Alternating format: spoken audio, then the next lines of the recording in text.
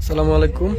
ফলকন 4 নম্বর ওয়ার্ডের শাহজাহান মিদ্যা বাড়িতে আজ সন্ধ্যার পর একটা দুর্বৃত্ত পক্ষ খাবারের সাথে চেতনাদায়ক ওষুধ মিশিয়ে সবাইকে খাওয়ানোর পর একই বাড়ির শিশু, বৃদ্ধ, মহিলা সহ মোট 12 জন একেবারে অজ্ঞান অবস্থায় আছেন।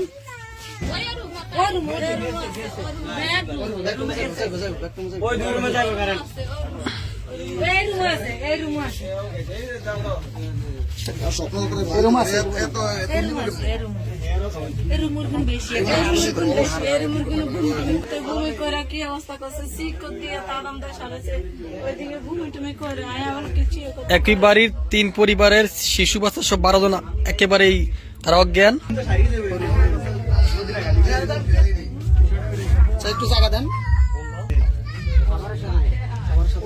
খবরটি শুনে আমি এবং কামরুল সহ এসেছি। আমরা অ্যাম্বুলেন্সে ফোন দিয়েছি, উপজেলা স্বাস্থ্য কমপ্লেক্সে যোগাযোগ করেছি।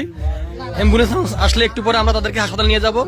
তবে আপনারা সবাই সতর্ক থাকবেন, যেহেতু দেশের পরিস্থিতি ভালো না। সন্ধ্যার পরপরই এই পুরা ঘরে ওষুধ খাওয়াইয়ে সবাইকে অজ্ঞান করে সবকিছু লুটে নিয়েছে দুর্বৃত্তরা।